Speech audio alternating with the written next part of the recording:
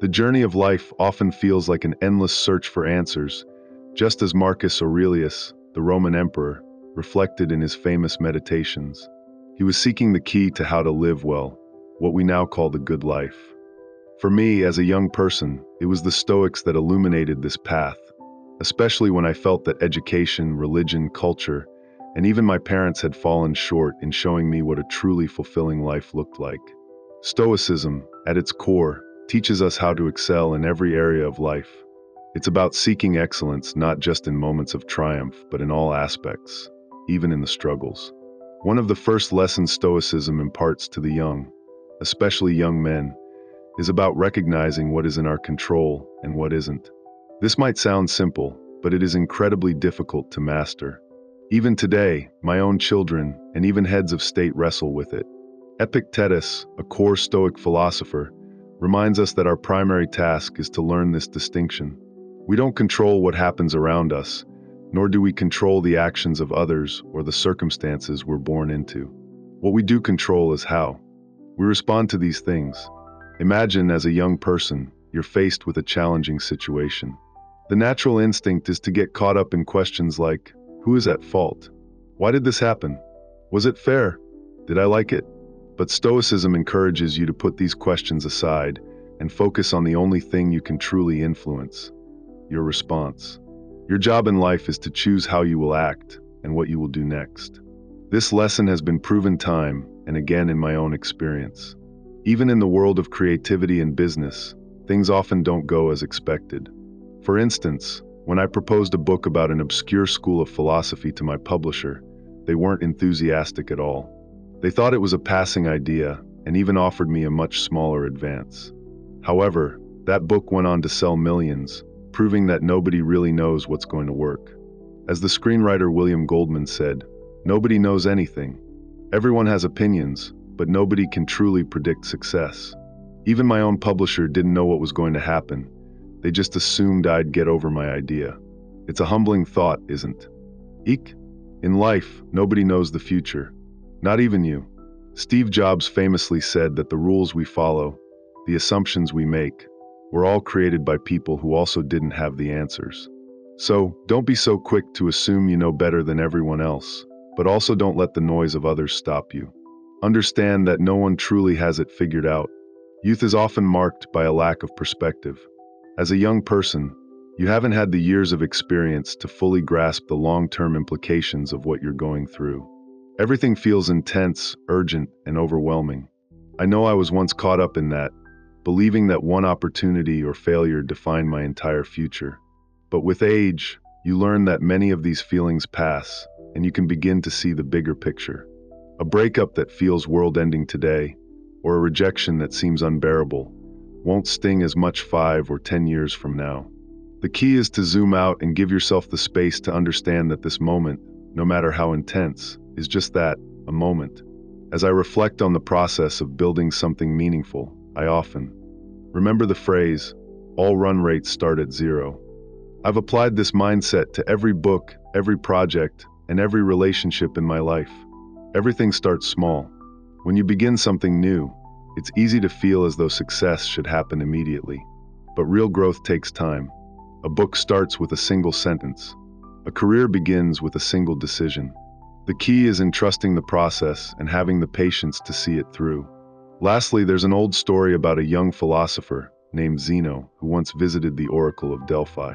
He was told that he would become wise when he started having conversations with the dead. Only years later did he realize that the Oracle wasn't speaking literally.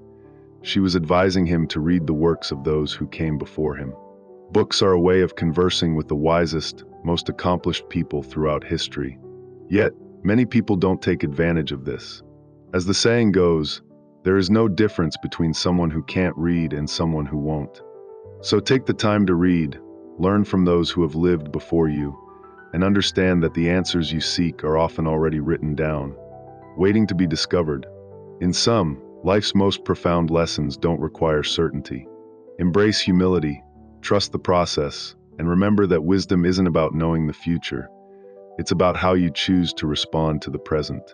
General Mattis, whose life and career were deeply influenced by Stoic philosophy, reached the pinnacle of military success as a four-star general and Secretary of Defense. He often stresses the importance of reading, stating that without it, you're essentially functionally illiterate. To him, experience is essential, but it's just as crucial to learn from the experiences of others.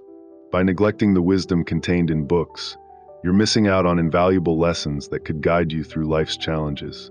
Mattis draws inspiration from Marcus Aurelius, whose life was profoundly impacted by a single book recommendation from his philosophy teacher, Rusticus.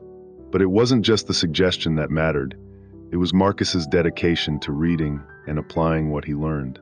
It's the work you do after receiving a recommendation that truly matters. If you want to grow and learn, ask people you admire about the books that changed their lives, and then read those books. Books are windows into hard-earned wisdom and invaluable experiences, and to ignore them is not only foolish but dangerous. The same principle applies to any craft or profession, whether it's writing, entrepreneurship, leadership, or any other field.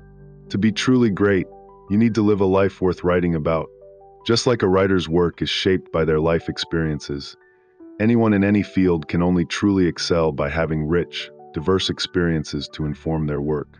The Stoics, who valued action over idle speculation, would agree. The philosopher Epictetus, for example, believed that philosophy isn't just about reading or writing, it's about living virtuously and learning through your actions.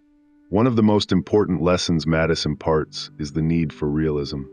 Idealism, while important, can be dangerously naive. Life doesn't conform to perfect visions of justice or karma. It's unfair, harsh, and unpredictable. Marcus Aurelius himself, in his Meditations, reflected on the importance of recognizing the harshness of the world.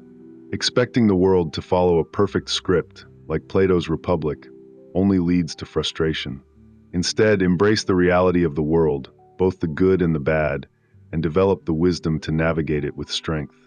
An example that Mattis shares is a quote from the novel All the King's Men. It's about a character, Jack Stanton, who talks about Adam Stanton's romantic ideals, which ultimately lead to his downfall.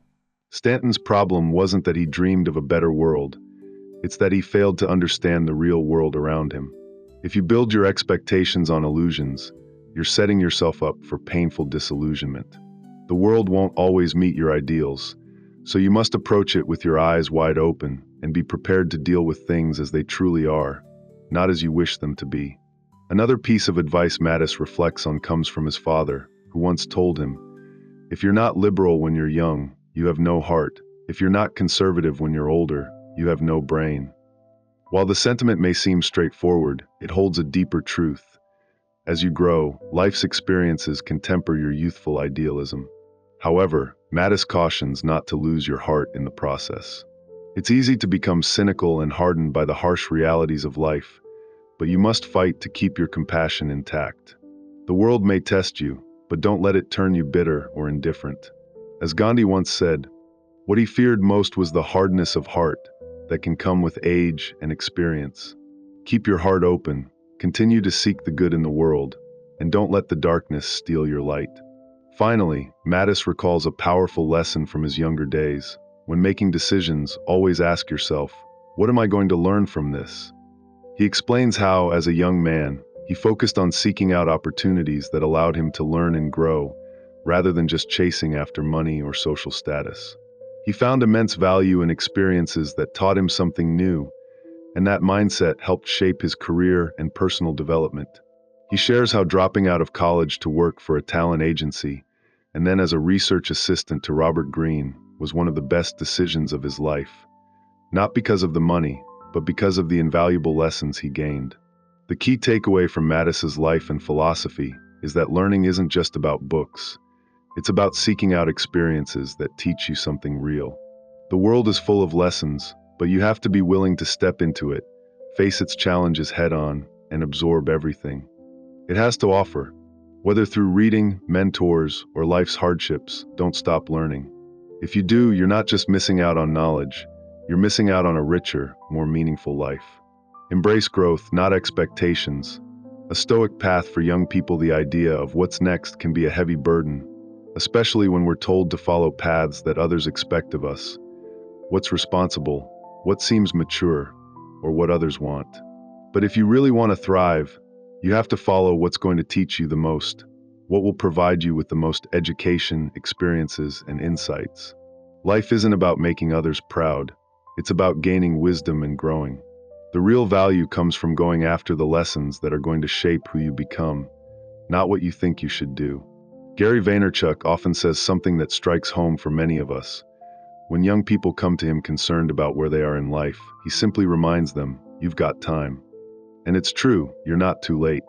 Sometimes, when we're young, we feel like we've already made the decision, that the path is already set, and there's no turning back. But that's simply not the case. You still have a world of opportunities ahead of you. Take Nell Painter, for example. She was a renowned historian who decided to return to school in her 70s to pursue an MFA in art. That's a living testament to the fact that it's never too late to take a different path or try something new. In fact, you're still so young. Don't let the pressures of what society tells you be your guide. I remember when I was younger, I faced the question of whether or not to drop out of college. My mentor told me something I'll never forget. If it doesn't work out, you'll go back to school. You're still so young. You have time. And he's right. Life is full of opportunities, but at the same time, there's a paradox. You also don't have as much time as you think. Seneca famously warned that one thing all fools have in common is procrastination. They delay, they wait for the right time. But as he says, death isn't a future event, it's happening now. Every moment you waste, thinking you have forever, is time you'll never get back. Time is precious. Don't squander it. If you have the desire to do something, don't wait. Start now. Seize the moment. This ties directly to the Stoic idea of memento mori, remembering that life is finite. You could be gone tomorrow, so don't put off living. You've got to get your life together, take care of your issues, your mental health, and manage the chaos around you. And when you're young, this can be tough because everything feels like a whirlwind of conflicting emotions and expectations. But part of growing up is learning how to keep it together and not let that chaos spill over into every part of your life. When it comes to work or relationships, maturity matters more than talent. I've seen it time and time again. When hiring young people, I'd take someone who had their life together, who was reliable and steady, over someone with raw talent who was a hot mess. You have to prove that you're worth investing in, that you can be trusted with valuable opportunities, and that you're not going to blow things up just because things get tough. A big part of this is learning how to contribute. When you're starting out, your role is to make others look good, whether that's your boss, a mentor, or someone you admire. It's not about credit. It's about making things happen. Your job is to be the one who makes things run smoothly, who brings fresh ideas, who supports the bigger picture. No one cares about your credit. They care about your contribution. And if you can't master that, you won't last long in any job or any opportunity you're given. But let's not forget the pressure young people face. It's easy to get wrapped up in the stress and anxiety of life. I had my own struggles with this. I spent so much time worrying about everything, too sensitive to feedback, too concerned about what could go wrong, and it all drained the joy out of what should have been a fun, exciting time. Anxiety will suck the joy out of your life if you let it. Learn to calm your nerves, to manage your worries, and to focus on the things that really matter. Don't let insecurity hold you back from enjoying life. Another key Stoic lesson is the idea that ego is the enemy.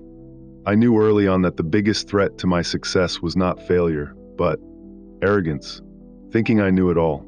When things are going well, it's easy to let success go to your head, but that's when things start to fall apart. If you think you're untouchable, that you know everything, or that you're somehow special, that's when you lose the plot. The Stoics teach us that real growth comes from humility, the ability to admit what you don't know, to stay open to learning, and to not let your ego cloud your path forward.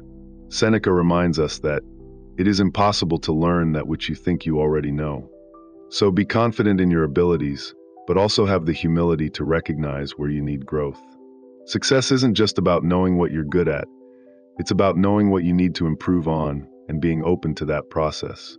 If you can cultivate this balance of confidence and humility, you'll have the self-awareness that's critical to thriving, not just surviving. Finally, remember this. Life is not about being the loudest or the flashiest. It's about cultivating an authentic life, rooted in wisdom, growth, and contribution. Keep it together, show up with humility, and never stop learning. You're not just building a career or reputation, you're building your future self. Embrace the Stoic path of clarity, focus, and inner peace, and you'll find success in ways you never expected.